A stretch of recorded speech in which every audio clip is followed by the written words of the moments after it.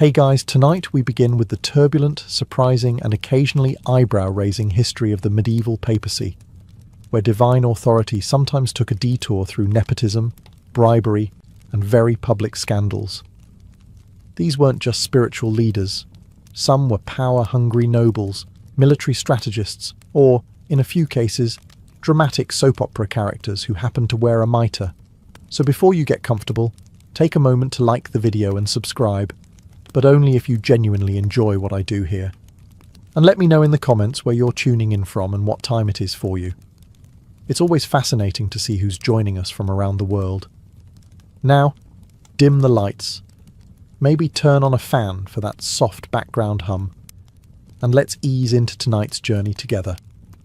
When people think of the papacy, they often imagine a solemn, white-robed figure waving serenely from a balcony, perhaps offering blessings, peace, and a few firm reminders about morality. What they don't picture is a teenage nobleman gambling away church funds, or a pope with so many enemies he had to build a moat around his palace. But welcome to the Middle Ages, where the papal throne wasn't just a seat of holiness. It was the most contested power chair in Europe, second only to whichever throne was currently being fought over in France. In theory, the Pope was the vicar of Christ, the spiritual father of all Christians, a man of prayer, humility, and self-sacrifice. In practice, the papacy often functioned like an elite political prize passed between ambitious families like a really fancy potato, one that came with armies, land, and enough gold to start a small kingdom, or at least a scandal or two. The chair of St. Peter wasn't just sacred, it was strategic. Whoever sat in it had the power to crown emperors, excommunicate kings, and decide which side of a war God was allegedly on. That's a lot of pressure for one man. It's also a lot of temptation, especially if that man was elected with the help of bribes, distant cousins, and one suspiciously enthusiastic cardinal. Popes weren't always theologians or saints. Many were noble sons with no military potential, conveniently pushed into the church like a backup career option. Think, you're not good with a sword, Benedict, but you're great at Latin. How about controlling all of Western Christendom? And once in power? Some popes ruled like monarchs, waging wars, collecting taxes, and, in certain cases, living like Renaissance playboys with excellent robes. The lines between spiritual authority and political strategy got blurrier by the century. By the time we hit the 10th and 11th centuries, papal elections involved enough intrigue to make a Netflix drama look restrained. This is the world we're stepping into. Not one of quiet reflection, but of ambition, corruption, and the occasional courtroom trial held against a corpse. Let's be clear, appointing an 18-year-old as supreme head of the Catholic Church was probably not the best idea. But in the year 955, Rome did exactly that when Octavianus, son of a powerful Roman noble, became Pope John XII, a name he adopted presumably to sound more papal and less like someone who still needed help tying his sandals. He wasn't chosen for his piety or deep theological insight. He was chosen because his family owned enough influence in Rome to make the Vatican look like a family-run franchise. And once he got the job, young John treated the papacy not as a spiritual office, but as a sort of personal amusement park with keys to the treasure vault. His behaviour quickly earned him a reputation that was less father of Christendom and more bored Roman noble with too much power. He allegedly gambled in the Lateran Palace, drank excessively, toasted to pagan gods during feasts, and transformed the papal residence into something halfway between a pleasure palace and a very mismanaged hotel. Contemporaries accused him of turning the Lateran into a brothel. He reportedly ordained a deacon in a stable. He held wild banquets where the line between sin and sacrament got blurry, if it existed at all. One chronicler accused him of living like a satyr, which, in medieval diplomatic language, translates roughly to, "This man makes Caligula look reserved." Worse still, John had no qualms about mixing politics with personal vendettas. He once had someone's eyes gouged out. Another man's tongue was allegedly cut out. Then he raised an army, then lost it, then begged the German Emperor Otto I to come help, and then betrayed him the second his back was turned. It all ended, fittingly, in scandal. In 964, Pope John XII reportedly died of a stroke while in bed with a married woman. Some say he was struck down for his sins. Others think the woman's husband may have done the striking. If Pope John XII's job description included embarrass the church thoroughly and often, then it's safe to say he overperformed. His behaviour wasn't just questionable by papal standards, it was questionable by Roman tavern standards. And that's saying something. Let's start with the gambling. Medieval chroniclers were scandalised to find out that the Pope, the supposed vicar of Christ, enjoyed dice games so much that he allegedly played them during papal audiences. Nothing says, "Blessed are the meek," like rolling a natural 12 while collecting tithes. John was accused of invoking pagan gods while gambling, which, theologically speaking, is somewhere between deeply problematic and Old Testament smiting territory. But John wasn't finished. Reports suggest he kept a rotating cast of mistresses, some of whom were married, some of whom were nuns, and at least one of whom was likely just trying to deliver bread and left with regrets and rosaries.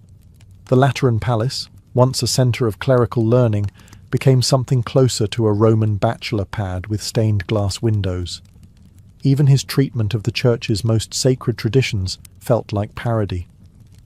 He was said to bless men with his left hand, which in medieval symbolism was basically the spiritual equivalent of flipping the bird. He offered church lands in exchange for favours, ordained a deacon in a horse stable, and reportedly toasted Satan during a drunken feast. To be fair, it's unclear whether this was a genuine theological error or just extremely bad party etiquette. The Roman nobles were furious. The German Emperor Otto I was even more furious, especially after John swore loyalty to him, then immediately turned around and plotted against him. Eventually Otto marched into Rome and deposed the young pope, installing a replacement who was, at the very least, sober. But John came back like a medieval soap opera villain, retaking the papal throne through a combination of bribery, threats, and good old-fashioned chaos. If you thought one scandalous pope was enough, think again. Because along comes Pope Benedict IX, a man so controversial he didn't just serve one papal term, he served 3. Not out of devotion, not even by popular demand. No, Benedict came back multiple times the way a bad landlord keeps reclaiming the lease. He first became pope in 1032 at about age 20, though estimates vary, which, to be clear, is still far too young to lead a global religion, especially when your hobbies include orgies, bribes, and wielding church authority like a child with a flamethrower. Benedict's first reign was filled with whispers of immorality so intense, chroniclers began running out of synonyms for disgraceful. One even wrote that his behaviour was feasting on the sins of the flesh, which is medieval shorthand for, "Please, someone stop this man." Accusations ranged from simony and extortion to the charming detail that he brought wild animals into the papal palace. Whether that was metaphorical or literal is unclear, which somehow makes it worse. Eventually, even his allies were horrified. In 1044, an uprising forced Benedict out, but he returned, obviously, because what's a little revolution among friends? He reclaimed the throne, and then, in a twist even Machiavelli might call excessive, sold the papacy to his godfather. Yes, he literally sold it, in exchange for gold and a comfortable retirement. His godfather, conveniently named Pope Gregory VI, took over. The church naturally panicked. So now there were 2 living popes, both technically legitimate, and Benedict, ever the opportunist, changed his mind. He came back. In what would become his 3rd papal term, Benedict barged back into Rome in 1047 and reasserted his claim. His comeback was less about theology and more about real estate. He wanted control, again. The church at this point was so tired it practically sighed in Latin. Eventually Emperor Henry III intervened and installed Pope Clement II. and Benedict was permanently out, excommunicated, banished, forgotten. Well, almost forgotten, because Benedict remains the only man in history to sell the papacy like a used carriage. And in doing so, he proved that sometimes the most scandalous sin isn't lust or greed, but treating the highest holy office like a summer job. If you thought medieval popes limited their drama to politics and power, let's now enter the realm of romantic entanglements, jealousy, and family dysfunction, the part of papal history that reads more like a rejected script from The Young and the Restless, Vatican edition. Let's revisit Benedict IX, who, by this point in the saga, had already claimed the papacy more times than most people claim free coffee punch cards. When he wasn't busy being ousted or reinstalled, he was falling in and out of love with such chaotic intensity that even medieval chroniclers struggled to keep up. According to one account, Benedict decided to sell the papacy to his godfather not out of remorse or political pressure, but because, and this is real, he wanted to get married. Apparently there was a woman he fancied. He believed stepping down from being pope would impress her. A romantic gesture, yes. A theologically horrifying one? Also yes. It didn't work. The woman declined his offer. Likely because her dowry didn't include lifelong public shame or awkward family dinners where your husband used to be pope. Benedict, humiliated and still single, then tried to take the papacy back. Not for love anymore, but out of sheer papal spite.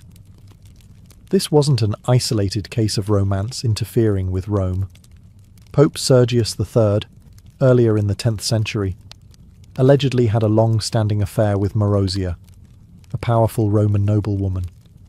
They may have had a child together, who would later become Pope John XI. Yes, that's right. We had a pope who was the son of a pope, a concept which, theologically, breaks more rules than a medieval cook during Lent. The papacy during this era was so dominated by noble families marrying, feuding and scheming for power that historians dubbed it the pornocracy. Literally, rule of the harlots. Harsh? Maybe.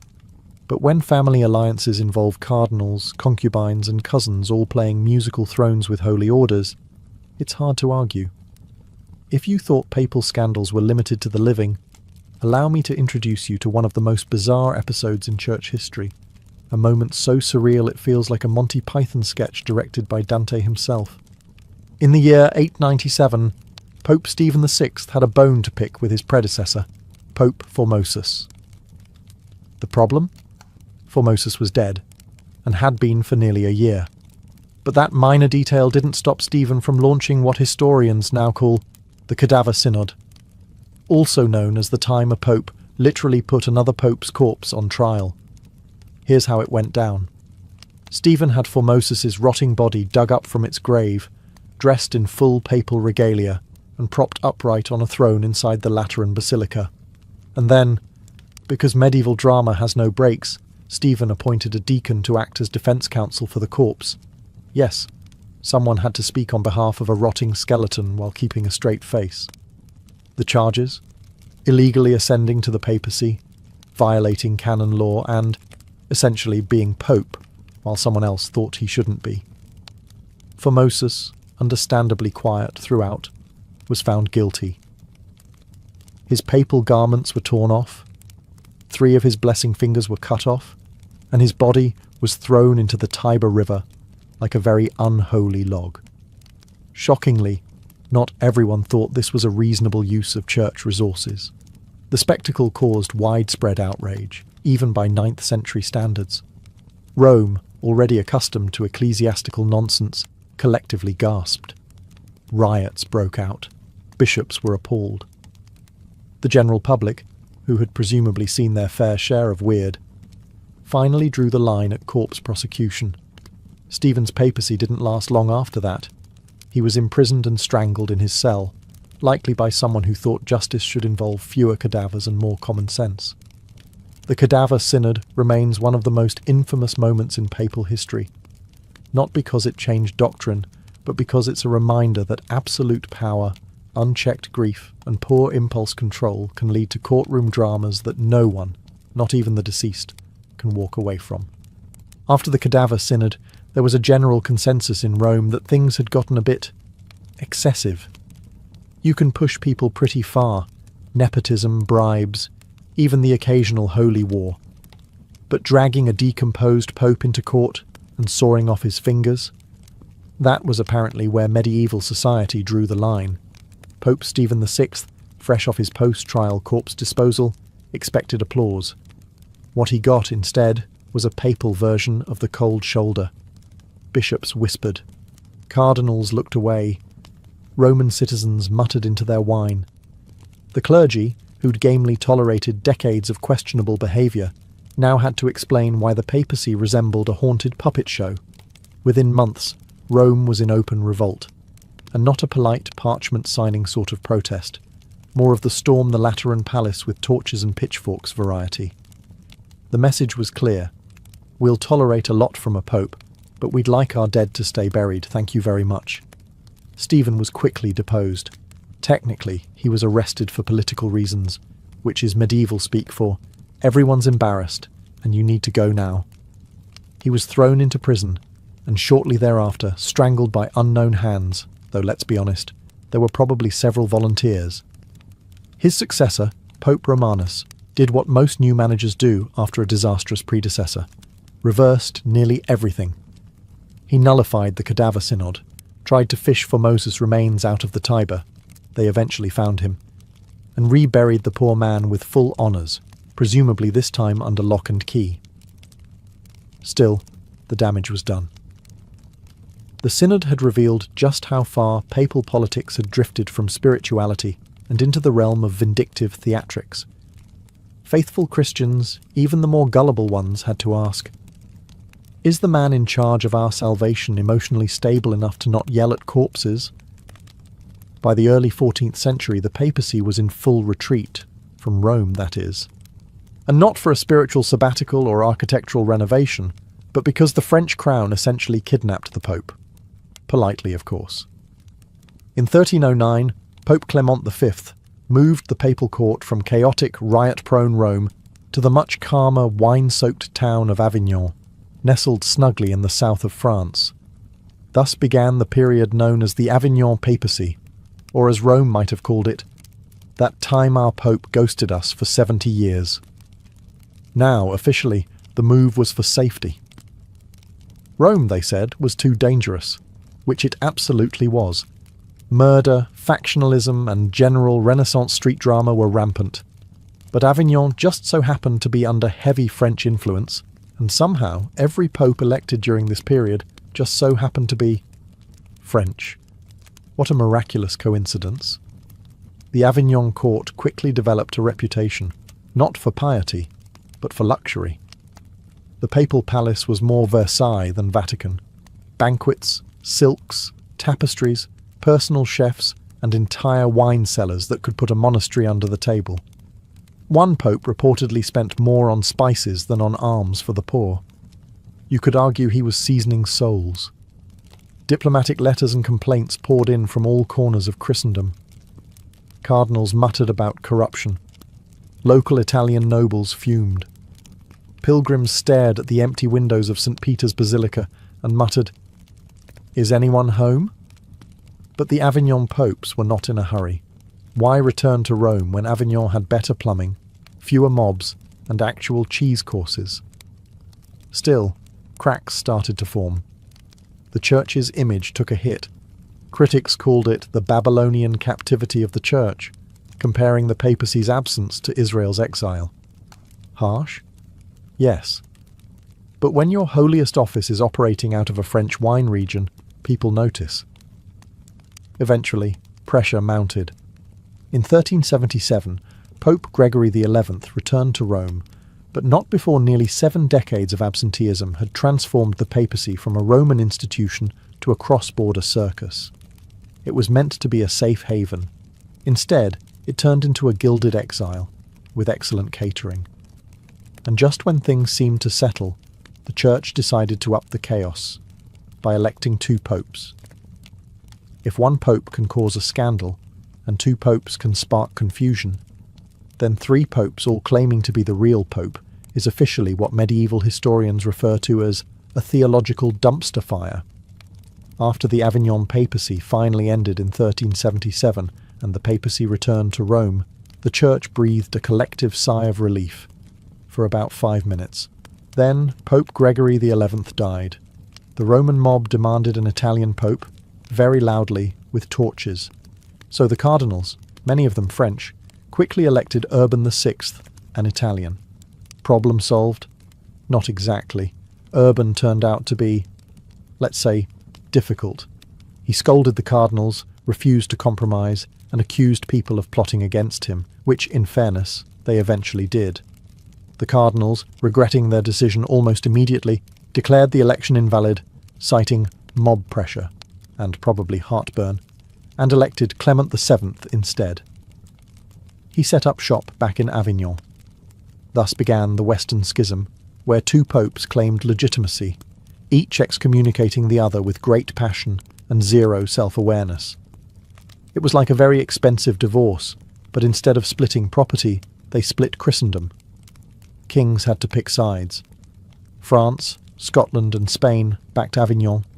England, the Holy Roman Empire, and most of Italy stuck with Rome.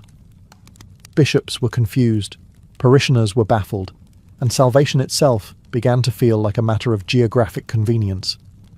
This 2-pope system went on for decades, but naturally, the Church found a way to make things worse. In 1409, a council in Pisa tried to resolve the issue by firing both popes and electing a third, Alexander V. But neither of the original popes stepped down. So now, for a brief and glorious moment in history, the Catholic Church had 3 popes. Each claimed to be the only legitimate one. Each excommunicated the others, and all 3 refused to share the Holy Hat. Finally, in 1417, the Council of Constance got serious. They deposed or pressured all 3 claimants to step aside and elected Pope Martin V, who presumably agreed not to start any more schisms for at least a week. If you thought the papacy couldn't possibly outdo corpse trials, papal sales, and spiritual 3-ways, allow me to introduce Rodrigo Borgia, better known as Pope Alexander VI, a man whose time in office was so decadent, even Renaissance Italy blushed. Elected in 1492, yes, the same year Columbus got his sea legs, Rodrigo was less of a spiritual shepherd and more of a political apex predator. His rise to the papacy involved the usual prayers and incense, plus a record-breaking number of bribes. Cardinals allegedly received palaces, gold, and possibly foot massages in exchange for their votes. It was less an election and more an ecclesiastical Black Friday. Once installed as Pope, Alexander treated the Vatican like a combination of mafia headquarters and family estate. And I do mean family. He openly acknowledged multiple children, most famously Cesare and Lucrezia Borgia, which, for a pope sworn to celibacy, was a bold move. Rather than hiding his illegitimate kids, he promoted them. Cesare got military campaigns. Lucrezia got politically strategic marriages. Nepotism? Please. Borgias invented the deluxe version. Alexander was also a master of double dealing. He'd promise French kings one thing, then immediately write to the Spanish monarch offering the opposite, with his signature, wax seal, and likely a complimentary bottle of papal wine. The church treasury was used like a personal bank account, financing wars, feasts, and renovations that suspiciously benefited the Borgia family holdings. The papal court under Alexander was infamous. Lavish banquets, masked balls, and rumours of orgies hosted in the Apostolic Palace became so frequent that some contemporaries suspected he confused holy orders with party planning. The term Borgia poison wasn't metaphorical. Enemies had a suspicious habit of dying after dinner. Despite the scandal, Alexander was incredibly effective, politically savvy, financially cunning, and well-connected. If the papacy was a business, he ran it like a CEO with a sword under the desk. He strengthened the Vatican's infrastructure, stabilized its finances by squeezing everyone, and expanded its influence across Europe. holiness optional. He died in 1503, likely of malaria, or poison, or karma. Reports vary, but his legacy lives on as the ultimate reminder that in the Renaissance, even the Pope could be a warlord in robes, with a family crest, a side of scandal, and absolutely no shame. When your father is the Pope and also the most ambitious Borgia in history, your childhood is unlikely to involve lullabies and apple picking. For Lucrezia and Cesare Borgia, life was a constant whirl of alliances, daggers, weddings, and whispers, all under the elegant umbrella of the Vatican. Let's start with Cesare, the original Prince of the Church, turned actual Prince of Warfare. He was made a cardinal at the tender age of 18, because nothing says spiritual maturity like puberty. But red robes weren't really his colour. He preferred armour, and the occasional assassination. When his brother Giovanni died under mysterious circumstances, everyone looked at Cesare, including the Pope, who didn't seem overly upset. Shortly after, Cesare conveniently resigned from the cardinalate, which was not a thing people usually did, and switched careers from cleric to mercenary commander. Think, holy man to hitman in under a month. Funded by church coffers and backed by dear old dad, Cesare cut a swath through central Italy, conquering cities and eliminating rivals like a papal version of Grand Theft Auto, Renaissance edition. Now, Lucrezia. History has been both cruel and confused about her. Depending on the source, she was either a brilliant political pawn or a scheming poisoner with a flair for drama. The truth is likely somewhere in the middle. She married 3 times, not out of romance, but because her father needed alliances. One husband was annulled, one mysteriously murdered. Cesare again, big maybe. And the third stuck around long enough for Lucrezia to become Duchess of Ferrara, and an actual patron of the arts. Rumours swirled, incest, poison rings, secret lovers hidden under Vatican trapdoors. Historians now believe much of this was political smear. Enemies of the Borgias couldn't beat them with swords, so they tried slander instead. Still, when you're the daughter of a pope and your brother is building a private army, it's hard to stay scandal-free. Together, Lucrezia and Cesare became the Renaissance's most infamous siblings, brilliant, dangerous, and photogenic in frescoes. They blurred the line between royal family and organised crime. And through it all, Pope Alexander VI looked on proudly, like a father at a school play, where everyone is accidentally stabbed by Act 2.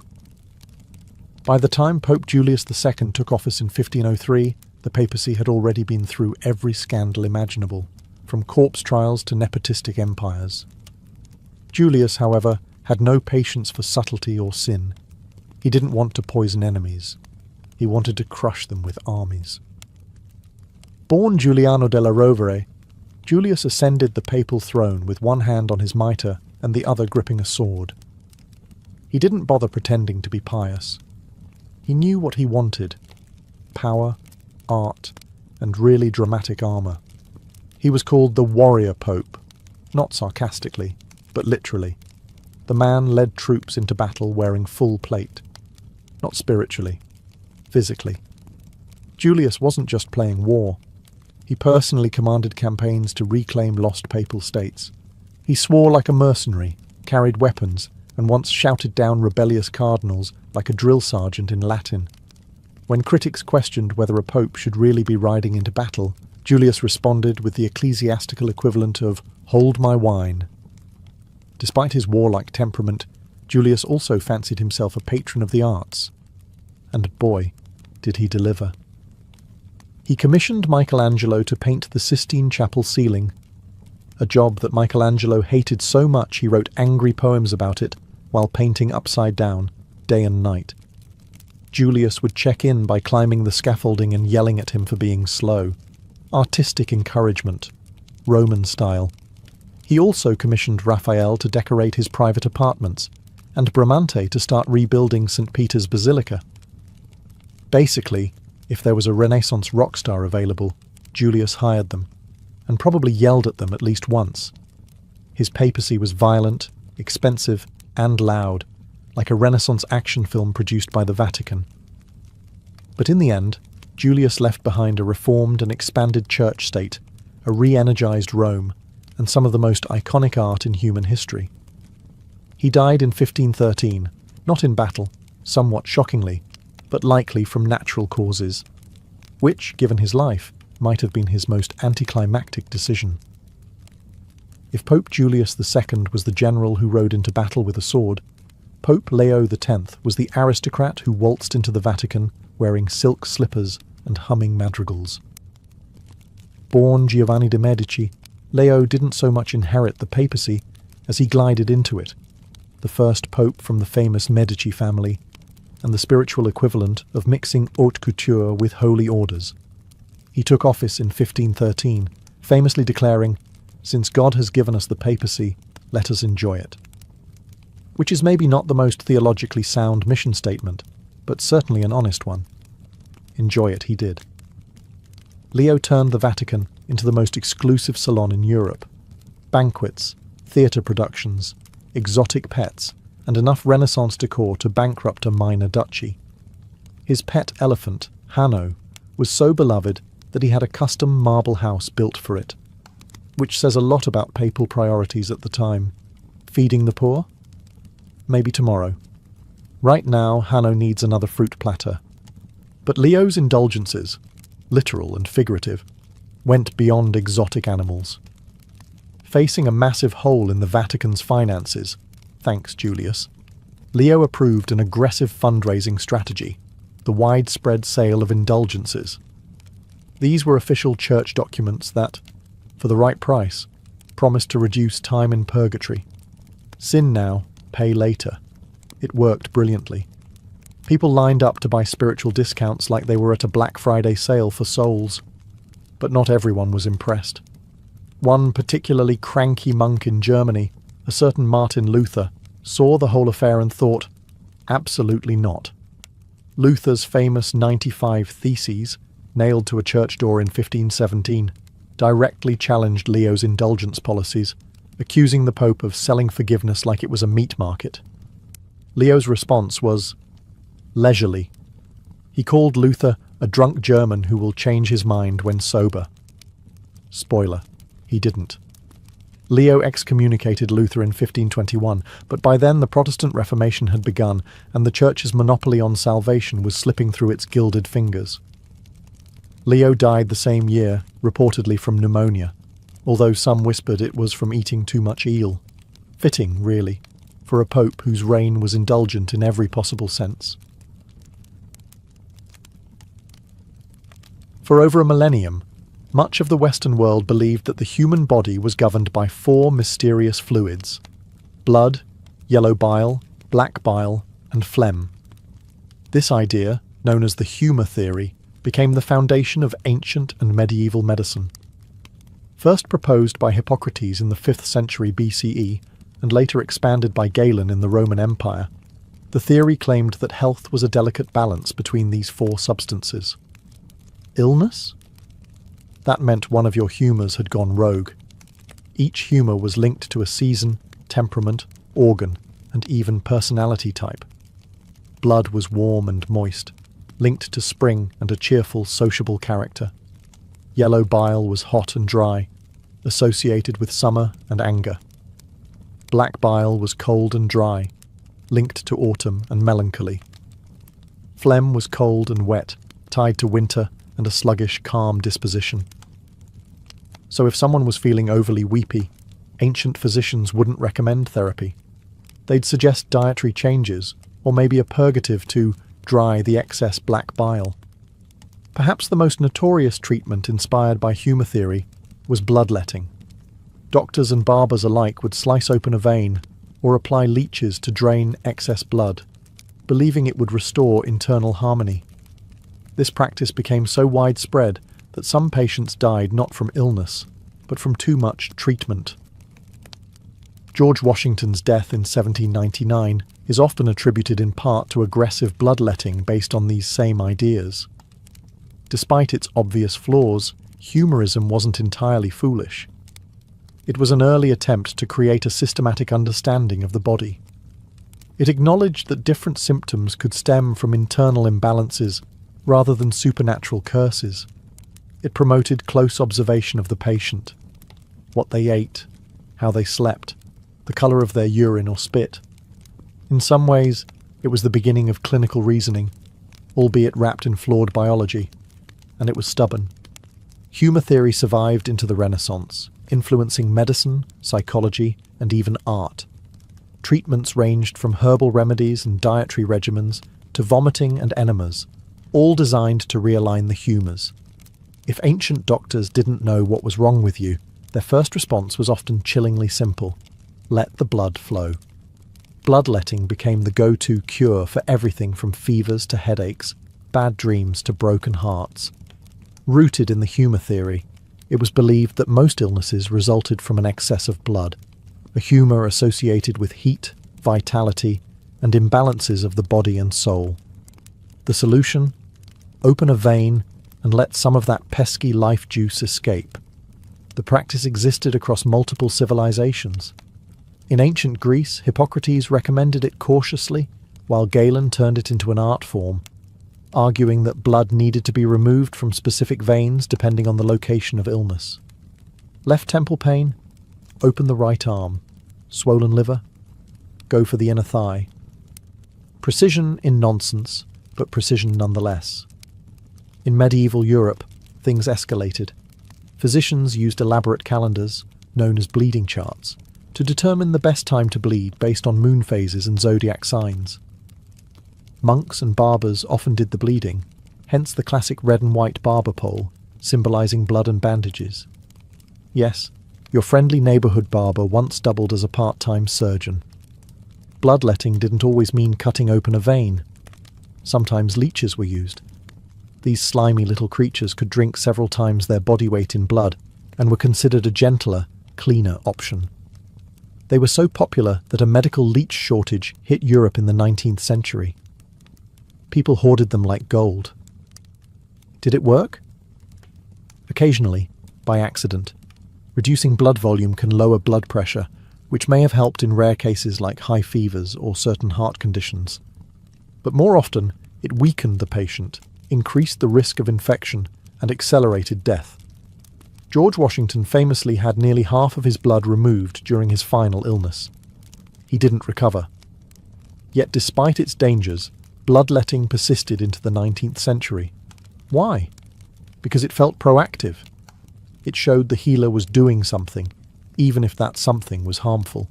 And the ritual of it all, the instruments, the charts, the dramatic visuals, reinforced the illusion of medical control. Today, bloodletting is confined to a few rare conditions like hemochromatosis, but for centuries, it stood as one of medicine's most persistent myths. A vivid reminder that even well-meaning treatments, wrapped in tradition and theory, can do more harm than good.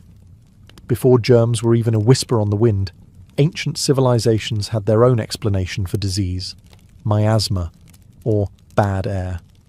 For millennia, people believed that illness came not from bacteria or viruses, but from invisible noxious vapours rising from rotting matter, swamps, unburied corpses, or even immoral behaviour. If you smelled something foul, you were probably in danger. This theory wasn't a fringe idea. It was mainstream science from ancient Greece to Victorian London. The term miasma comes from the Greek miasma, meaning pollution or stain. According to thinkers like Hippocrates, breathing in corrupted air disrupted the balance of humours in the body, leading to disease. In Rome, poor neighbourhoods were seen as physically and morally unclean, and public health officials tried to combat disease by improving air circulation and controlling odours. The miasma theory persisted well into the Middle Ages and Renaissance. When the Black Death swept across Europe in the 14th century, physicians wore bizarre beaked masks filled with herbs and spices. Those weren't fashion statements. They were early gas masks meant to purify the air. Cities burned incense in the streets, built massive bonfires, and relocated graveyards in hopes of banishing the deathly fumes. In ancient India and China, Variations of miasma theory also flourished. In Sanskrit medical texts, bad wind was often cited as a source of disease. In Chinese medicine, qi, vital energy, could be corrupted by unclean air, leading to bodily disharmony. Though described differently, the core idea was the same. Polluted air meant sick bodies. Ironically, even though the miasma theory was scientifically wrong, it led to some public health victories. Urban sanitation projects in 19th century Europe, sewer systems, street cleaning, and freshwater infrastructure were driven by miasma theory. These efforts dramatically reduced disease, not because they cleaned the air, but because they removed the true culprits: bacteria in waste-contaminated water. The real death blow to the miasma model came in the mid-19th century with the work of scientists like John Snow and Louis Pasteur, who proved that cholera and other diseases were caused by microbes, not mist. But by then, miasma had left a lasting imprint on city planning, architecture, and medical thought. In the ancient world, the line between medicine and poison was razor thin, and often ignored entirely. Many treatments that were prescribed with the utmost seriousness would horrify a modern doctor. Chief among these was mercury, the glistening metal that fascinated physicians across cultures for centuries. To the ancients, it wasn't toxic, it was magical.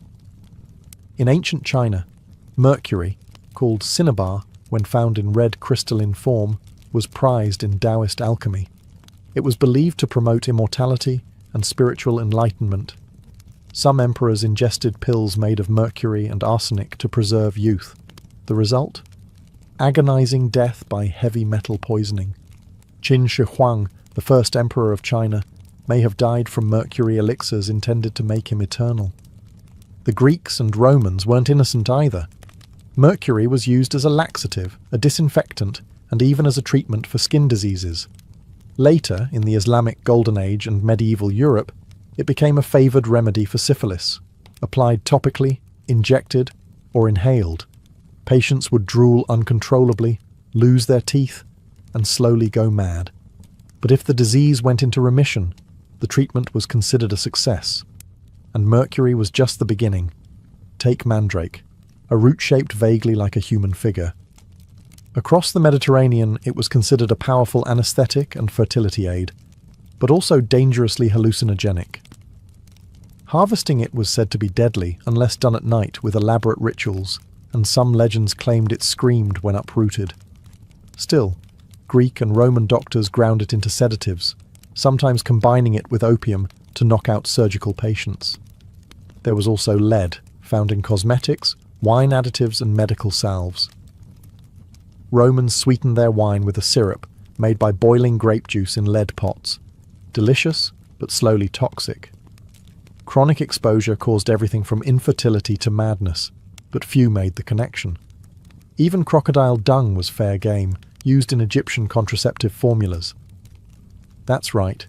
Insert, hope for the best, and thank the gods. Why did these dangerous treatments persist? Because when medicine is based on symbolism, myth, and trial and error, anything is fair game. If something had a strong smell, a dramatic effect, or a strange shape, it was likely to be deemed powerful. And sometimes, by sheer accident, it worked.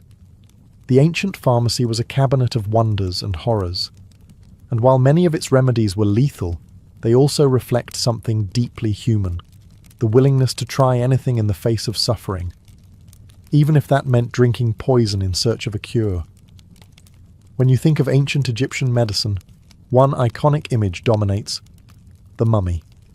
But while embalming was primarily a ritual of religion and death, it also reveals a surprising amount about how the Egyptians understood the human body, and where they strayed, sometimes wildly, from anything we'd call science today. The Egyptians were obsessed with preservation. They believed that to achieve immortality, the body had to remain intact. This led to one of the most intricate embalming procedures in history: removing internal organs, drying the body with natron salts, and wrapping it meticulously in linen. The brain? Removed through the nose with a hooked tool, then discarded. Ironically, one of the most complex organs was deemed useless, Yet their embalming skills required a functional knowledge of anatomy. They knew how to locate and remove the liver, lungs, stomach, and intestines. They understood the placement of muscles, bones, and vessels. In many ways, the embalmers were the closest thing ancient Egypt had to surgeons, practitioners who learned by taking the body apart. That said, their understanding of function lagged far behind their knowledge of form. They believed the heart was the center of thought, memory, and emotion. Hence, why it was left in place or preserved separately. The brain? It was nothing more than filler. They thought disease came from blockages in bodily channels, often caused by evil spirits or unclean food. Remedies included herbal treatments, prayers, and spells, medicine and magic interwoven. Embalming also influenced Egyptian medical practice in another peculiar way. Mummified remains became ingredients. In Greco-Roman times, ground mummy powder, called mumia, was sold as a medicine. People believed consuming it could cure anything from headaches to internal bleeding. It didn't. It just meant people were swallowing embalmed human remains mixed with resin and linen. Despite the mystical framing, Egypt also had medical texts like the Ebers Papyrus, listing hundreds of remedies for wounds, digestive issues, and reproductive health. Some were surprisingly effective, involving honey, a natural antibacterial, mouldy bread, hello penicillin precursor, and castor oil. Others involved crocodile dung, amulets, or invoking gods. In the medieval Islamic world, one man stood at the crossroads of myth and medicine, Avicenna, also known as Ibn Sina. Born in 980 CE in present-day Uzbekistan, Avicenna became a towering figure in both philosophy and science. His most enduring work, the Canon of Medicine, was a sprawling medical encyclopedia that dominated Islamic and European medicine for centuries. Avicenna inherited the legacy of Greek thinkers like Hippocrates and Galen, but he didn't just copy their ideas. He refined, challenged, and organized them into a more coherent system. The canon was structured like a master guidebook: definitions of disease, anatomy, pharmacology, diagnostics, and treatments. It spanned everything from bladder stones to melancholia to rabies. But even Avicenna, brilliant as he was still shackled to the humour theory. He elaborated on the four humours and even assigned them to personalities and organs. Yet his genius lay in how systematically he applied these ideas.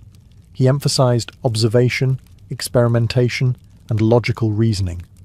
A huge step forward in medical methodology, even if his biology was flawed. One of his greatest contributions was in pharmacology. Avicenna catalogued hundreds of drugs, categorized their effects, and insisted on testing them in controlled conditions. He warned against over-medicating and emphasized the importance of diet and environment in healing. This holistic approach, treating not just symptoms but lifestyle, feels surprisingly modern. His surgical knowledge was limited, but his understanding of contagious diseases was ahead of his time. Avicenna described diseases spreading through water, soil, and air, tiptoeing dangerously close to germ theory. He even recommended quarantine during outbreaks, centuries before it became common practice. In Europe, the Canon of Medicine was translated into Latin in the 12th century and used as a university textbook until the 1600s. It was revered not just for its content, but for its clarity. To European physicians wading through mysticism and superstition, Avicenna's book was like medical scripture. Of course, he wasn't perfect. He still believed in astrology, temperaments, and that gold could be used medicinally.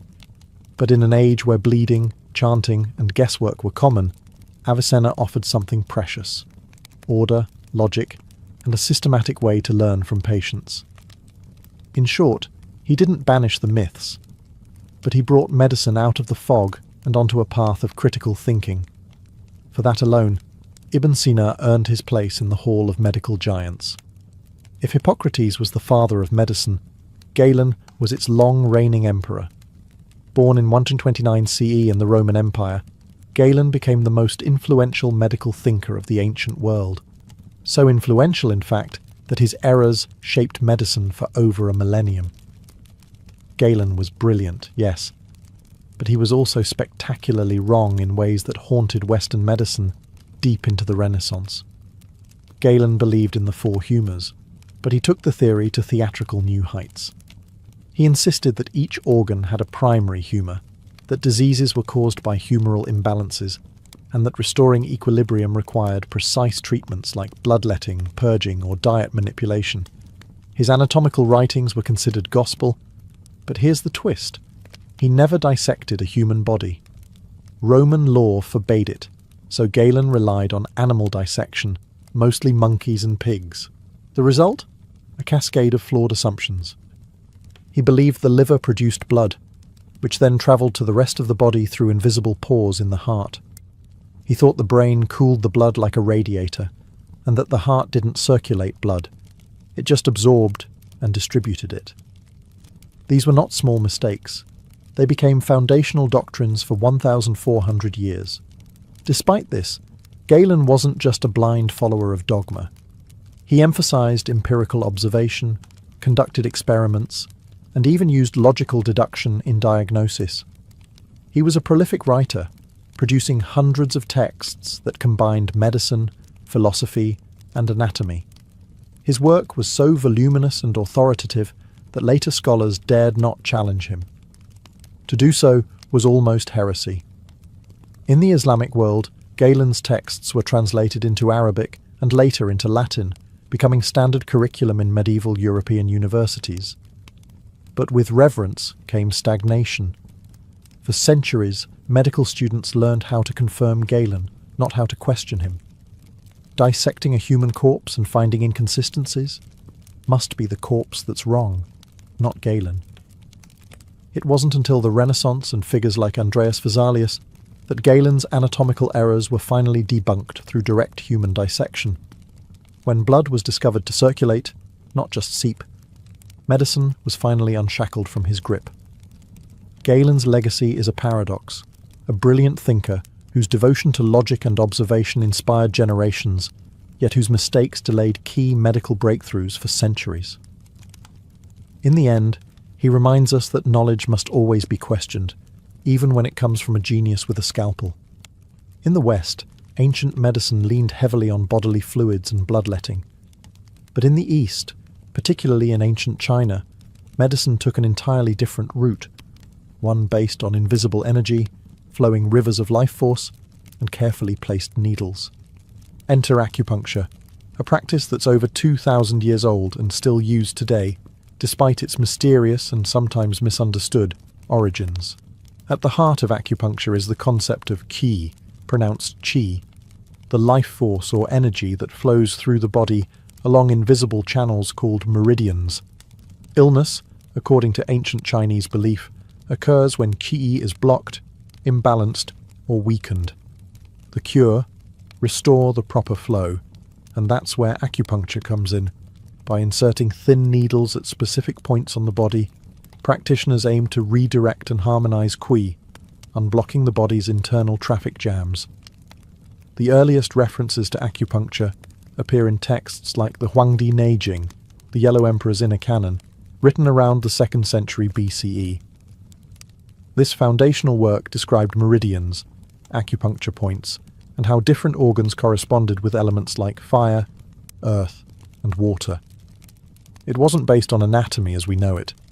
There were no blood vessels or nerves in these meridians. Instead, it was a system rooted in balance, harmony, and observation of nature. Despite the mystical language, acupuncture did produce observable effects. It could reduce pain, induce relaxation, and, in some cases, improve recovery, likely due to the body's own endorphin release and nervous system responses. In ancient times, these effects were interpreted as evidence that qi had been restored. Acupuncture wasn't used alone. It was part of a larger framework of traditional Chinese medicine, TCM, which included herbal remedies, dietary regulation, cupping therapy, and moxibustion, burning herbs near the skin.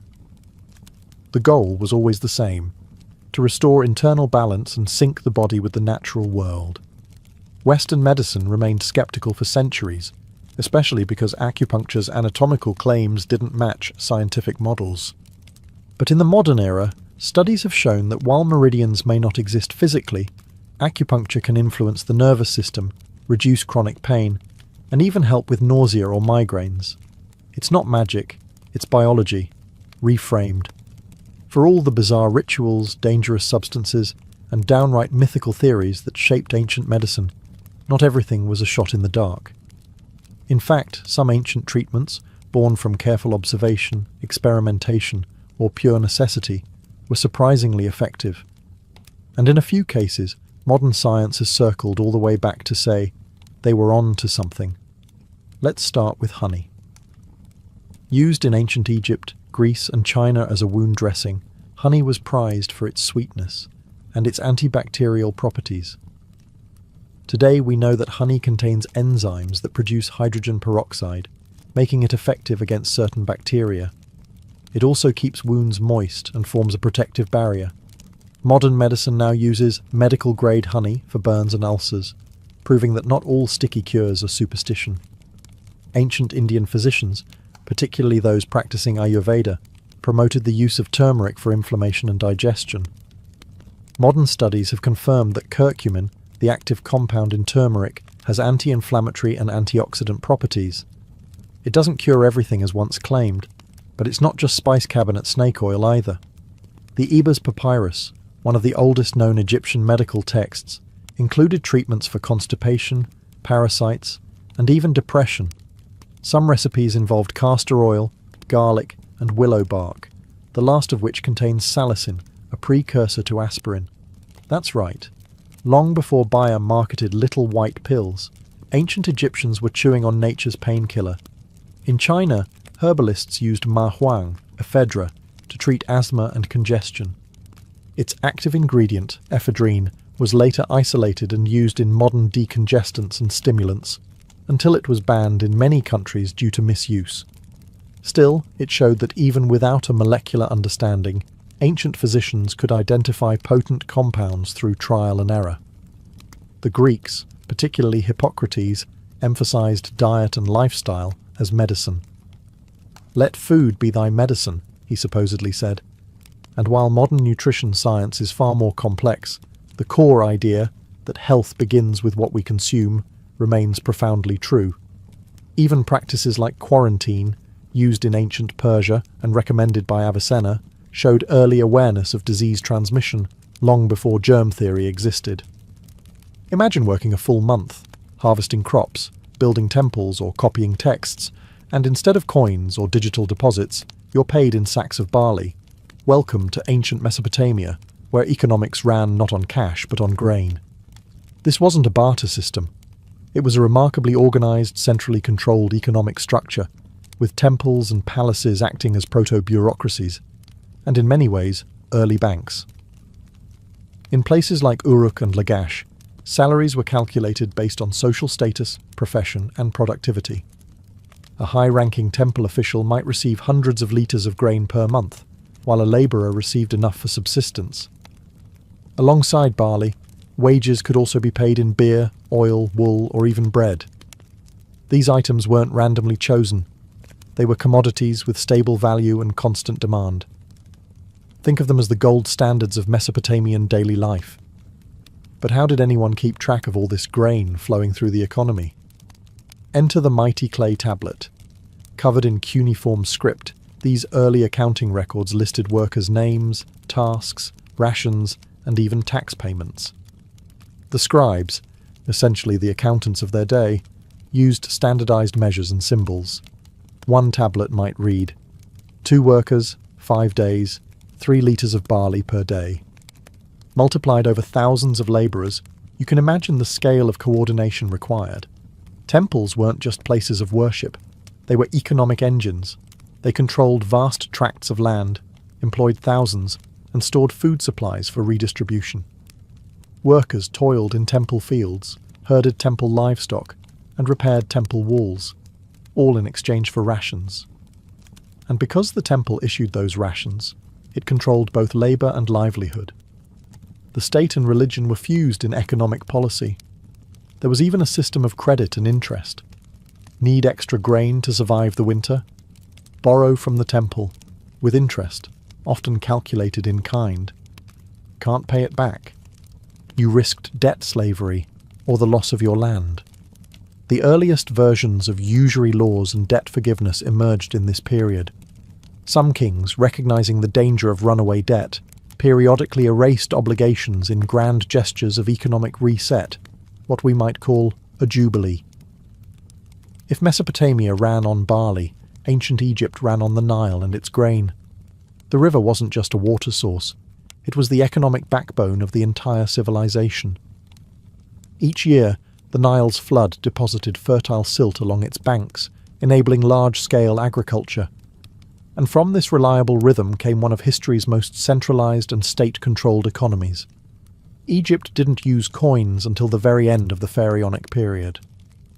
For most of its history, it functioned on a redistribution economy.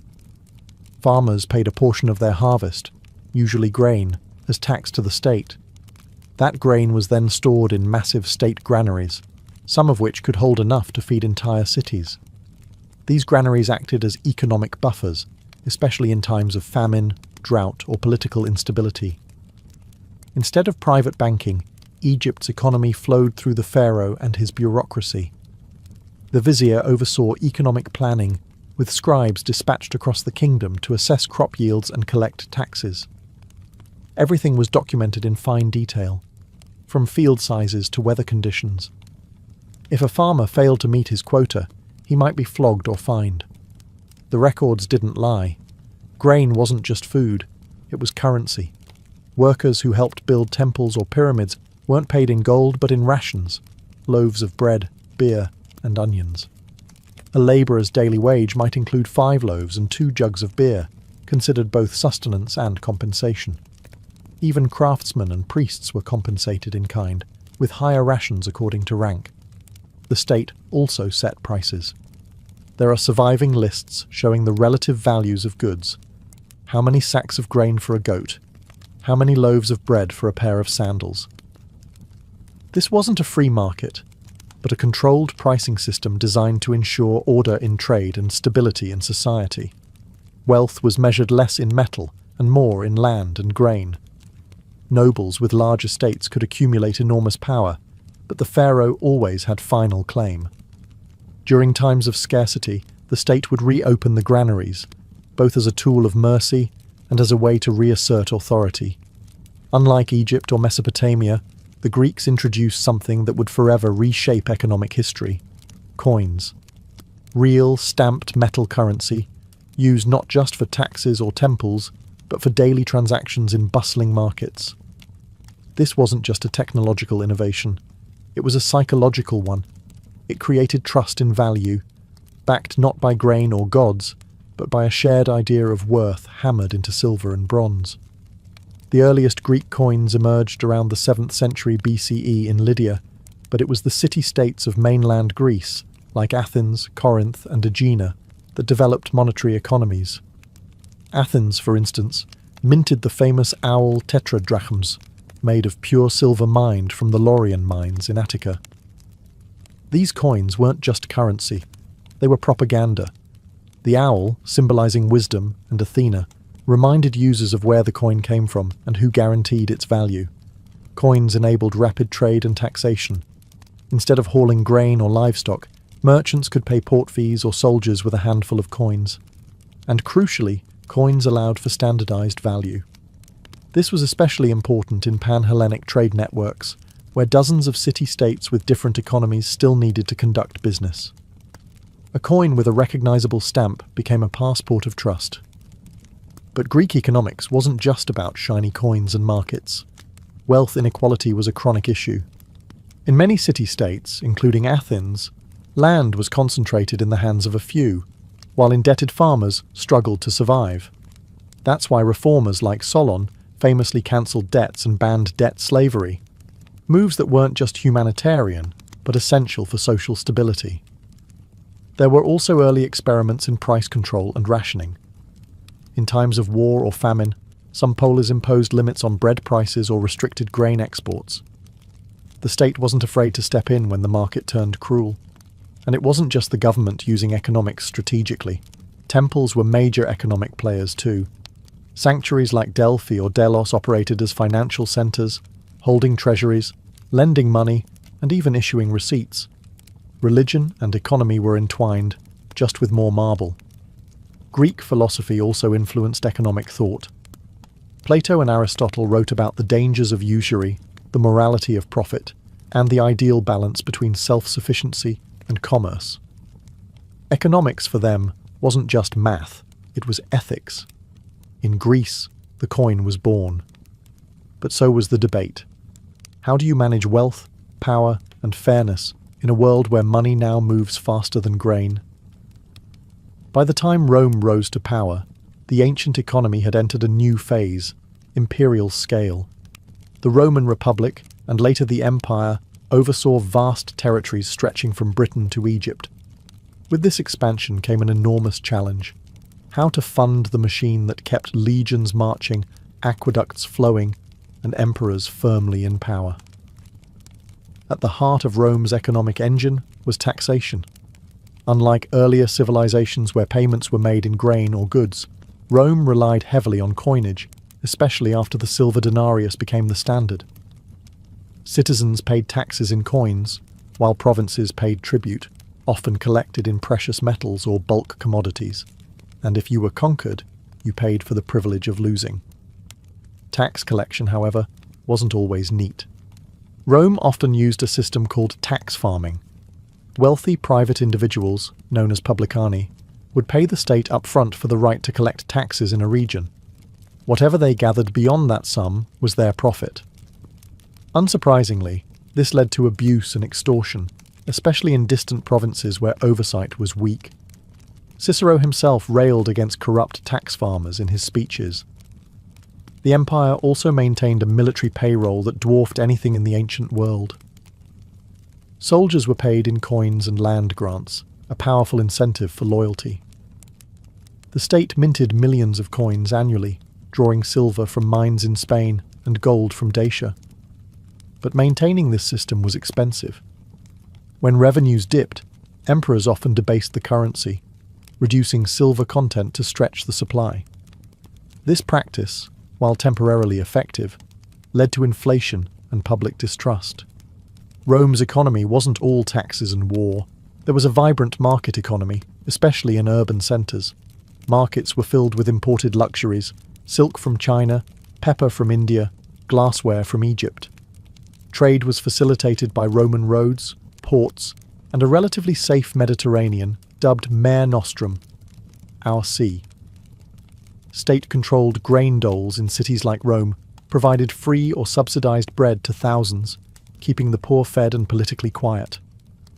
Wealth inequality, however, was stark. The elite senatorial class owned vast latifundia, or plantations, worked by slaves. Small farmers were often driven into debt or absorbed by larger estates. Economic mobility was limited, and prosperity flowed upward. Rome showed the world what a monetized, centralized economy could look like, but it also revealed the cracks: inflation, exploitation, and a growing gap between the taxed and the taxing. Sound familiar? Some problems, it seems, are timeless. As the Roman Empire marched into the 3rd and 4th centuries CE, its economy began to wobble, then crack. Trade networks strained, military costs ballooned, and worst of all, confidence in the imperial currency collapsed. The story of late Roman economics is a cautionary tale of what happens when a government tries to fix a financial crisis by tampering with its own money. The early silver denarius, once the bedrock of Roman commerce, had steadily lost value. In a desperate attempt to pay soldiers and public officials, emperors began to debase the coinage, diluting the silver content with cheaper metals like copper and lead. A coin that once held real value became little more than a metal token. Trust eroded, prices rose, and suddenly inflation wasn't just a word, it was daily reality. By the time of Emperor Diocletian in the late 3rd century, inflation was spiralling. Bread that once cost 1 coin could now cost 100. In response, Diocletian issued the infamous edict on maximum prices in 301 CE. This massive decree attempted to fix prices on everything from wheat to labour to lion meat. It even set maximum wages for professions. Violation of the edict could mean death. Sounds decisive, but it failed spectacularly. Sellers refused to part with goods at government-mandated prices, the black market exploded, and enforcement became nearly impossible. The edict faded into irrelevance, a monument to how command economics can't override supply and demand.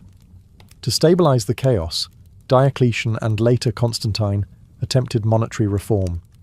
Diocletian introduced new coins like the aureus, and Constantine launched the solidus, a gold coin that would actually endure for centuries as a stable currency. But for everyday people, especially in the provinces, access to stable coinage remained limited. Most still relied on barter or hoarded older coins with real silver content. Meanwhile, the empire's economy became more autarkic, self-contained. Large estates grew their own food, crafted their own tools, and distanced themselves from the volatile market. This shift marked the beginning of the manorial economy that would dominate the Middle Ages. After the fall of the Western Roman Empire, the eastern half, Byzantium, kept the imperial torch burning, both politically and economically. Centered in Constantinople, the Byzantine Empire didn't just survive for another 1,000 years. It preserved and refined Roman economic systems. But it walked a constant tightrope between control and collapse, micromanagement and market forces. At the heart of Byzantine stability was the solidus, a gold coin introduced by Constantine. Remarkably, it maintained its weight and purity for over 700 years. Known in Western Europe as the bezant, the solidus became the most trusted international currency of its time. Merchants in Baghdad, Venice, and even China accepted it. In a world riddled with debased currencies, Byzantium's gold was pure and its reputation priceless. But that didn't mean the economy ran on laissez-faire principles. Quite the opposite. The Byzantine state was famously interventionist. It set official prices for bread, wine, oil, and other staples in Constantinople. The annona system, inherited from Rome, ensured that grain shipments from Egypt and other provinces fed the capital regularly, free of market volatility. This was a political necessity. If bread disappeared or prices spiked, riots followed. The people of Constantinople were famously not shy about their dissatisfaction. The empire also maintained a highly sophisticated bureaucracy, including tax officials, grain inspectors, and urban price controllers. Farmers paid taxes partly in produce and partly in cash, while soldiers and bureaucrats were paid in gold, ensuring both loyalty and liquidity. But the Byzantine economy was also deeply stratified. Wealth concentrated in powerful landowning families, many of whom received tax exemptions.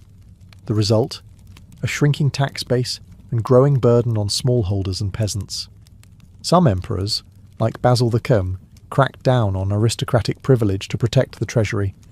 Others, less disciplined, handed out land grants and exemptions like candy, destabilizing the system in the long run. Trade flourished, especially in luxury goods, silks, spices, and religious icons. The state even tried to control who could produce and sell certain items. Guilds were tightly regulated. Silk, for example, was originally a state monopoly. The empire feared that losing control of it meant losing control of both wealth and diplomacy. While the Mediterranean world was calculating taxes in denarii and hoarding solidi, ancient China was quietly developing one of the most sophisticated and long-lasting economic systems in human history. Centered around agriculture, particularly rice and millet, China's economy also birthed radical innovations: standardized coinage, bureaucratic taxation, and even the world's first paper money. In early dynasties like the Zhou and Qin, land ownership was tied directly to tax obligations. Farmers paid their dues in grain or labour, either to the state or local lords. But as China unified under the Han Dynasty, the state expanded control over trade, resource extraction, and money. Taxes were streamlined into three forms: land tax, a share of your harvest; labour tax, days spent working on public projects; and tribute tax in kind or cash. This system supported an enormous bureaucracy, one staffed by educated officials chosen via imperial examinations, a meritocratic concept far ahead of its time. Currency came early. The Ban Liang coin, a round copper piece with a square hole, was one of the first standardized currencies issued under the Qin dynasty. It wasn't just money, it was a symbol of unity. Later dynasties like the Tang and Song improved the system further, using bronze and later iron coins, which were strung together in hundreds to make large purchases. But innovation didn't stop at metal. During the Song dynasty, as trade exploded and merchants found hauling coins cumbersome, China invented something revolutionary: paper money. Called jiaozi, these notes were initially issued by private merchants and later adopted by the state. By the 11th century, government-issued paper currency was in full circulation, nearly 1,000 years before Europe caught up. The state kept a tight grip on salt, iron and tea, often monopolizing production and controlling prices. Trade was both local and international. China's Silk Road linked it to Persia and Rome, while maritime trade reached as far as Africa. Despite innovations, China wasn't immune to inflation or economic imbalance. Overproduction of paper money under the Yuan dynasty eventually led to currency devaluation and public distrust. Still, the foundational principles of land-based taxation, bureaucratic management, and currency control gave China an economic continuity the West could only envy. In ancient India, economics took a uniquely spiritual turn. While other civilizations funneled wealth through kings or emperors, India's wealth often flowed through temples. These were not just houses of worship, they were financial institutions, landowners, employers, and even local banks. At the same time, bustling urban centres and far-flung trade routes were energized by merchant guilds, some of which functioned with near-sovereign independence. Temples in regions like Tamil Nadu or Karnataka amassed wealth through donations of gold, land, and livestock. A king or noble might donate an entire village to a temple, complete with its people, fields, and tax rights. These temples then reinvested. They lent grain, leased land, employed artisans, and managed irrigation. Inscriptions reveal loans made with interest, repaid in kind or coin. In effect, the priestly elite became fiscal managers, blending ritual with revenue. India's economy was also deeply entwined with religious festivals and pilgrimages.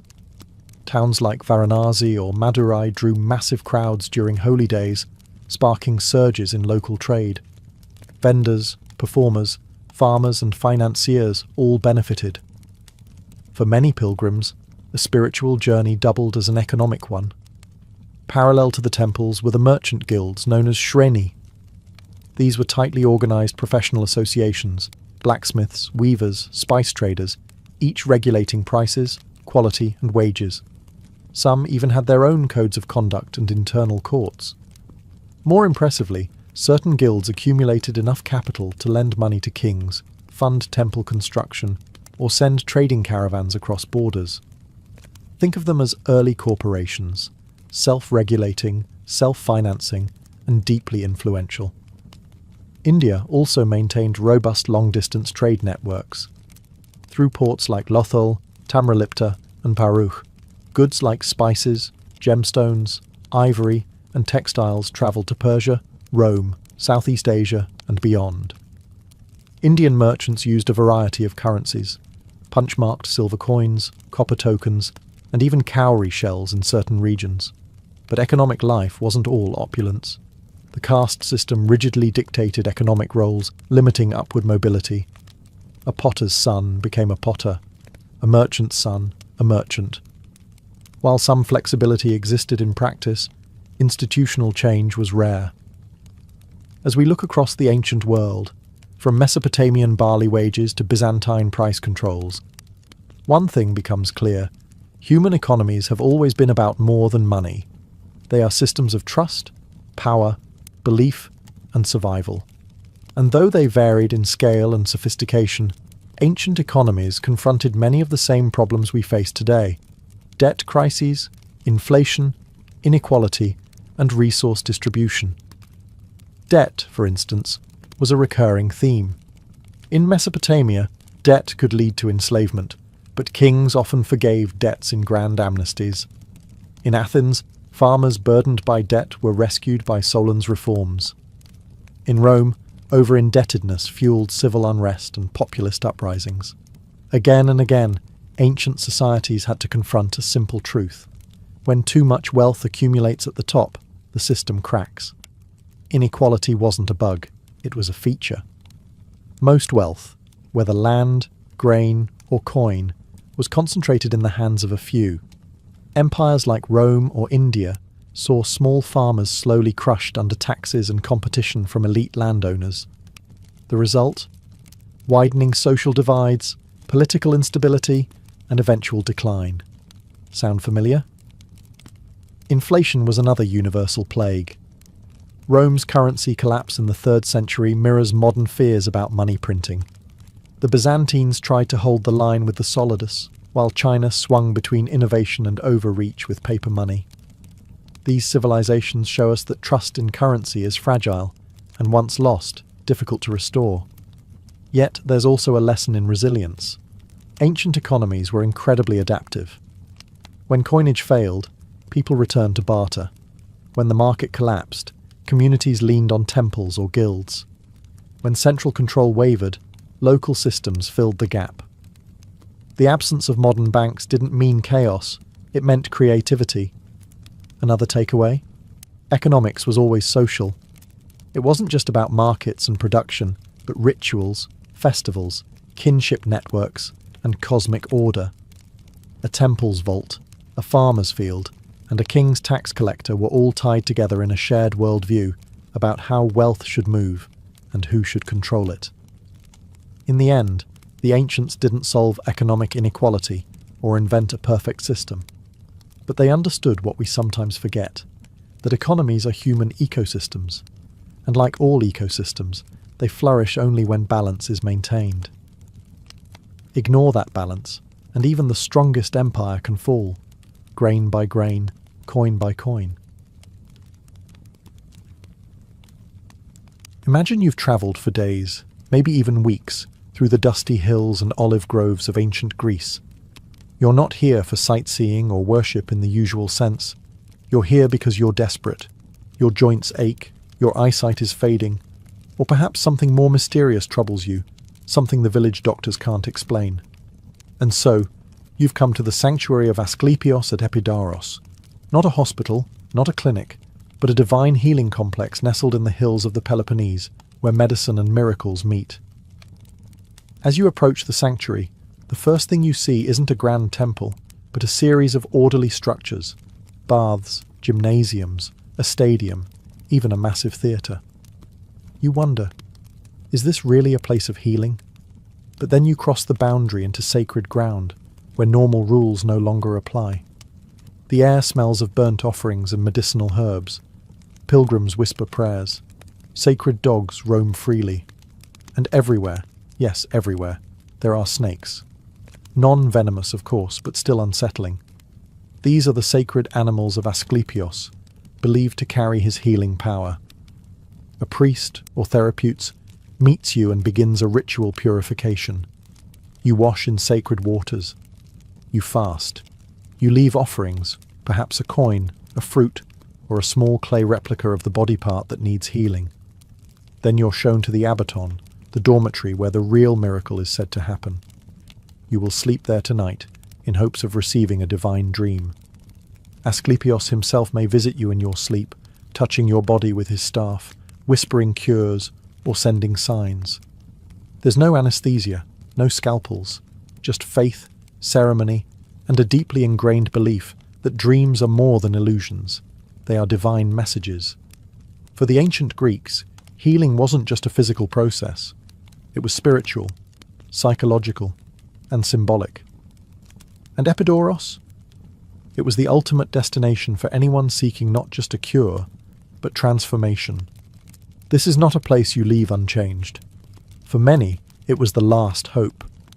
For others, it was the only place where medicine met meaning, and sickness found something more than science could offer. Before Epidaurus became the ultimate healing destination, there was the myth, the divine figure behind the sanctuary, Asclepios. To understand the sanctuary, you must understand the god.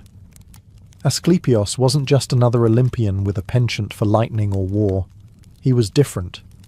He healed, and that made him both revered and at times feared. According to legend, Asclepios was the son of Apollo. Yes, that Apollo, god of music, prophecy, and yes, medicine, and a mortal woman named Coronis. The story doesn't begin happily. Coronis, while pregnant, was unfaithful. Apollo, enraged and betrayed, had her killed, but not before saving the unborn child from her funeral pyre. That child was Asclepios, delivered by divine hands, bathed in fire and fate. From birth, Asclepios was destined for healing. Apollo entrusted him to the wise centaur Chiron, who taught him everything: surgery, herbology, anatomy, even the mystical arts of dream interpretation and incantations.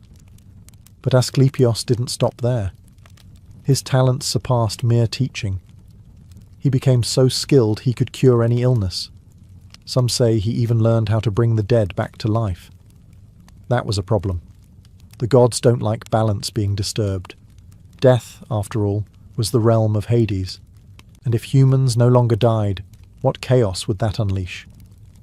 Zeus, keeper of cosmic order, struck Asclepios down with a thunderbolt. Just like that, the healer was gone. But he didn't vanish from memory. The people mourned, honoured, and then deified him. Over time, Asclepios transformed from a mythic doctor to a full-fledged god, worshipped not in fear, but in hope. His emblem, a staff with a single snake coiled around it, remains the symbol of medicine to this day. And in sanctuaries across the Greek world, but most famously at Epidaurus, people gathered to seek his blessing. Unlike other gods who demanded blood or gold, Asclepios asked only for faith, and maybe a small terracotta limb or a whispered prayer beneath the stars. In him, the Greeks found not just divine power, but a model for what healing could be: compassionate, wise, and strangely personal. Epidaurus wasn't just a place to cure disease, it was a place to connect with something older, deeper, and yes, perhaps even divine.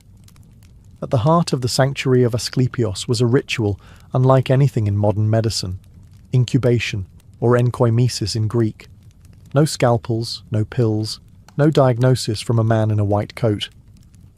Instead, patients laid themselves down to sleep in the abaton, a sacred dormitory, with one goal: to dream.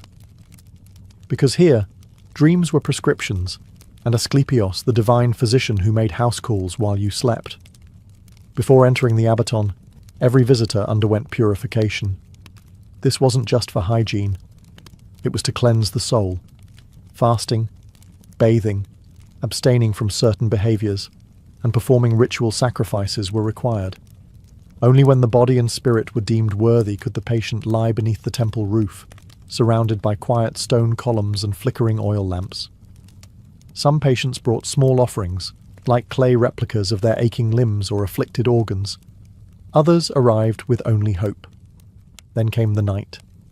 The abaton was filled with others, strangers all hoping to receive a message from the god. Sacred snakes slithered freely across the floor, considered holy messengers of Asclepios. Some accounts say these snakes even crawled across the bodies of the sick, transferring healing energy. It might sound horrifying now, but to an ancient Greek, this was a sign that Asclepios had noticed you. The dream itself was the crux of the treatment. Those fortunate enough to receive one often described it as vivid, symbolic, and strangely reassuring. Asclepios might appear in human form, or as a radiant presence. He might speak clearly, or act out a healing in a kind of divine performance. One dream might show the god performing surgery. Another might be more cryptic: a walk through a garden, a sudden transformation, a snake coiling around the affected body part. In the morning, the patient would report the dream to a temple priest, trained not in anatomy, but in dream interpretation. The priest would then offer guidance, perhaps prescribing a further ritual, a specific diet, or a series of acts to perform in honor of the god. Did it always work? Hard to say. But for the ancient Greeks, healing wasn't just physical. It was emotional, symbolic, and profoundly spiritual. They didn't expect miracles every time, but they believed that through dreams, the veil between mortal and divine could thin. And sometimes, in the quiet of the Abaton, healing came not through medicine, but through meaning. Epidaurus wasn't just sacred, it was stunning. The architecture of the sanctuary wasn't accidental or ornamental, it was part of the treatment. Everything from the columns to the pathways was designed to soothe the soul and elevate the mind. If you're picturing a dark monastic space, think again. Epidaurus was open, orderly, sunlit, a landscape where harmony itself seemed to dwell. At the center of it all was the Temple of Asclepios, the god's official residence. Built in the Doric style, it stood tall and proud, surrounded by sculpted friezes that told stories of healing and sacrifice. A massive statue of Asclepios, reportedly made of gold and ivory, once stood inside, bearded, calm, and holding his snake-wrapped staff. Worshippers would enter the temple to make offerings and prayers, hoping to attract the god's favor before undergoing incubation. Next to the temple lay the tholos, a circular building whose exact purpose remains a mystery. But this wasn't just a pretty ruin. Ancient writers describe intricate underground passages and clever acoustics. Some believe it functioned as part of the dream incubation ritual, perhaps a place where sacred snakes were kept, or where initiates underwent secret rites. It added a layer of mystery to an already mystical experience. Then there was the Abaton, the sleeping hall. Long and columned, its simple design belied its sacred power. This was where you lay in hope of a dream, shoulder to shoulder with fellow pilgrims. Though it may seem humble today, the psychological effect was profound. Lying under the stars, surrounded by sacred architecture, believing you were close to the divine, it was enough to shift the soul, if not the body. But Epidaurus was more than its sacred core. There were baths, gymnasiums, stowers for walking and contemplation, and even a theatre, the largest of its kind, seating over 13,000. Why a theatre in a healing sanctuary? Because mental stimulation, laughter, and storytelling were part of the cure. Greeks understood that healing wasn't just about herbs and prayers.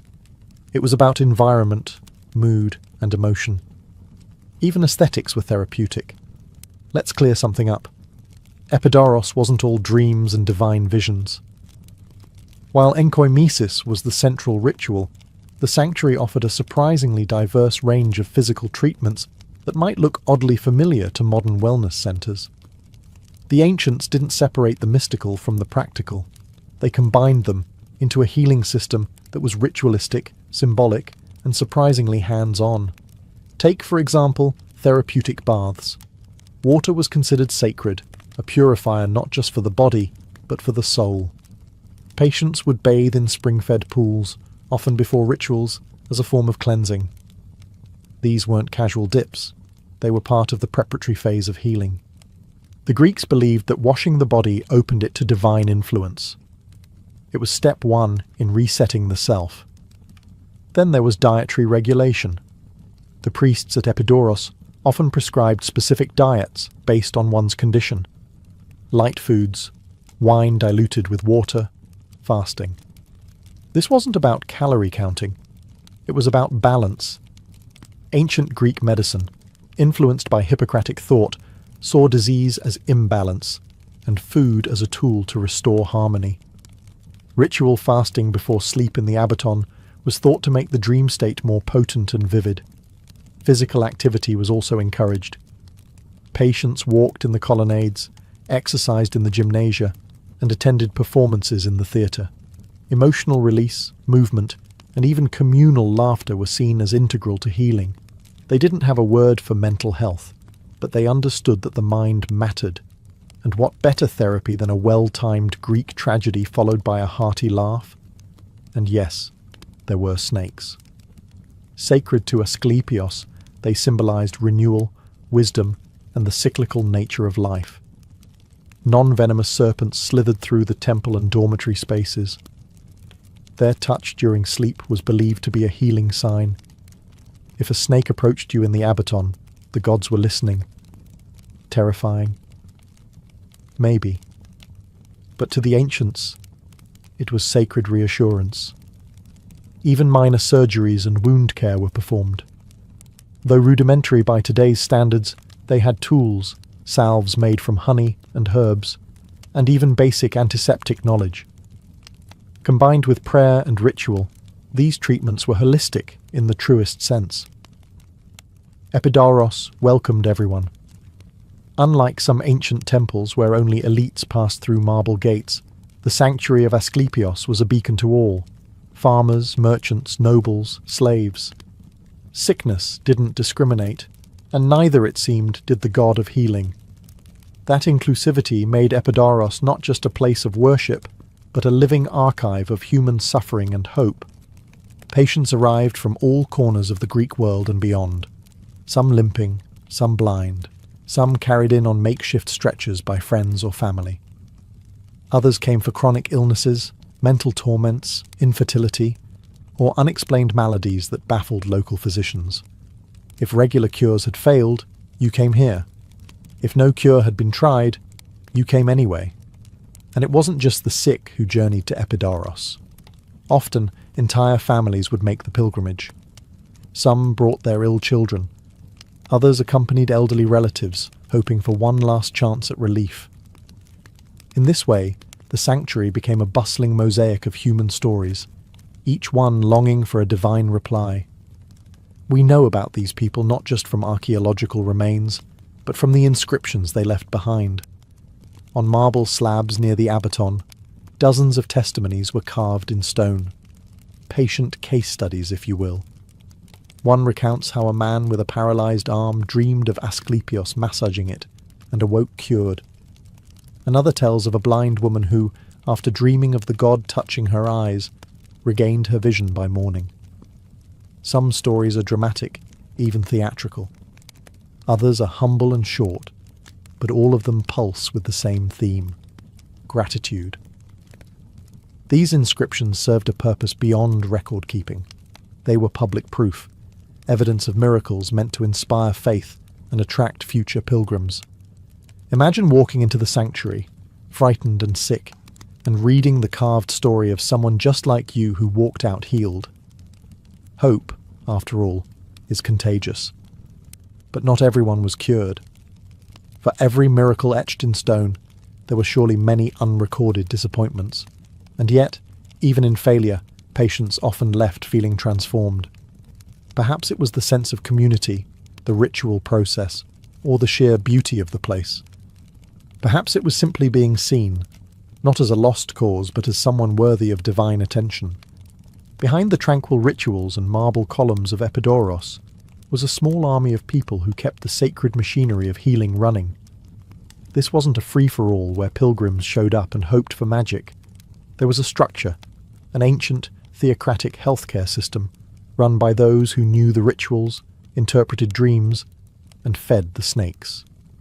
At the top of this system were the priests of Asclepios, sometimes called therapeutai, literally attendants or servants of the god. These weren't priests in the modern sense.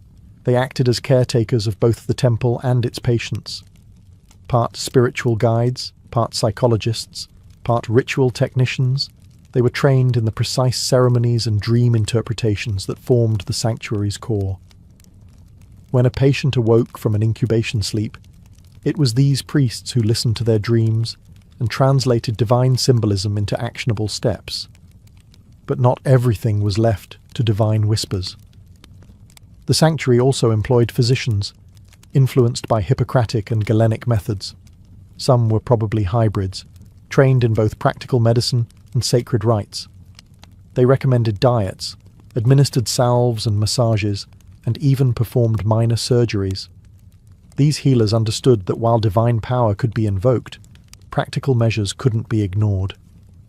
Then came the dream interpreters, specialized priests whose sole purpose was decoding the cryptic nocturnal messages from Asclepios.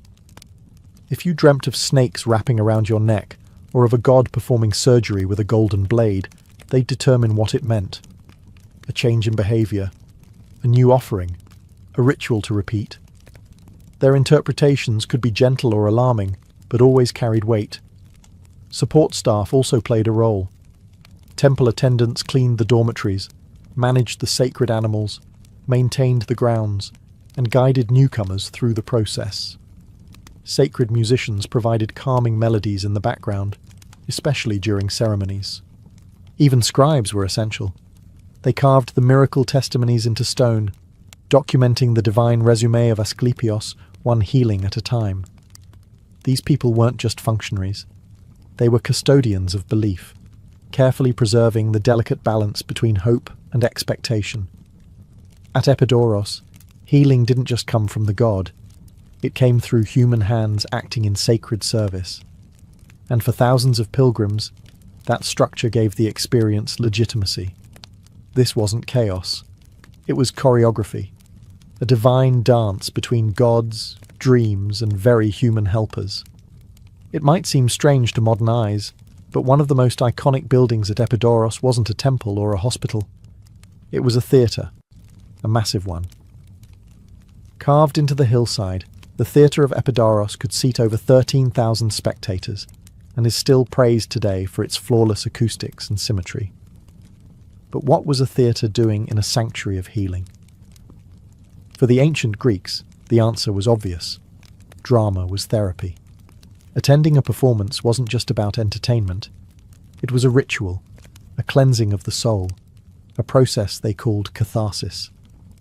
The emotions evoked by Greek tragedies and comedies, grief, joy, anger, laughter, weren't distractions from illness. They were treatments. Watching a play about fate and suffering might help a grieving mother release her sorrow. A comedic performance could break the isolation of someone paralyzed by fear. This was group therapy, ancient style. The theatre also connected patients to the mythic worldview that underpinned the sanctuary. Many of the plays performed dealt with themes of divine justice, human error, healing, and redemption. Figures like Orestes, Electra, or even Asclepios himself might appear on stage. Their stories weren't just entertainment. They were mirrors, showing the audience how even gods and heroes struggled with pain, loss, and rebirth. More than that, the theatre served a social function.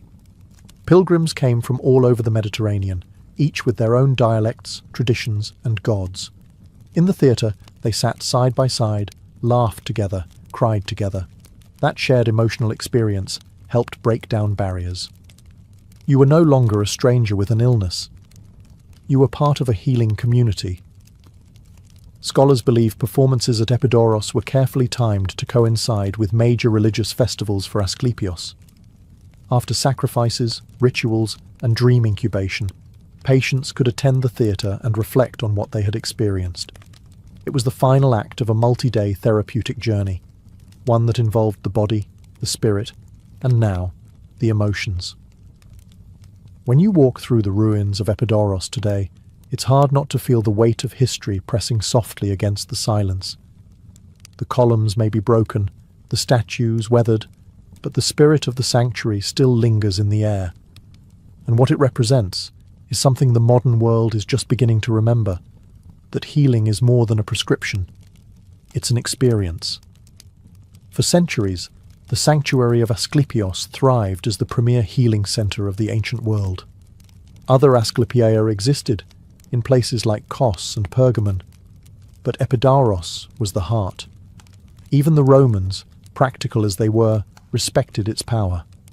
The sanctuary remained active until the rise of Christianity, when pagan temples were shuttered or repurposed. The sacred snakes vanished. The dream halls went quiet. And Asclepios, once a god, was demoted to myth. But his legacy didn't die. The symbol of Asclepios' staff, coiled with a single serpent, still endures as the global emblem of medicine. The idea of holistic treatment, of addressing the mind, body, and spirit, echoes through modern wellness movements, psychology, and even palliative care. Epidaurus anticipated things we now recognize: the role of belief in recovery, the importance of environment, and the healing power of human connection. And let's not ignore what the sanctuary teaches us about the power of ritual. The fasting, the bathing, the prayers, the storytelling, all created a structure in which suffering had meaning. It wasn't random, it was part of a narrative. For many pilgrims, that alone was transformative. Even today, patients often report better outcomes when they feel seen, heard, and guided through a journey, not just treated as a symptom on a clipboard. Epidaurus also reminds us of something deeply human: the need to believe. Whether in gods or in science, in dreams or in data, people will always seek a story that helps them make sense of illness and health. That's not superstition, that's survival. So, as we stand among the sunlit ruins, we're left with more than admiration for ancient architecture. We're left with a question: what if healing was sacred again? What if hospitals offered not just treatment, but meaning? What if medicine remembered the wisdom of the past? At Epidaurus, they didn't just cure bodies, they restored hope. And sometimes that was the greatest miracle of all.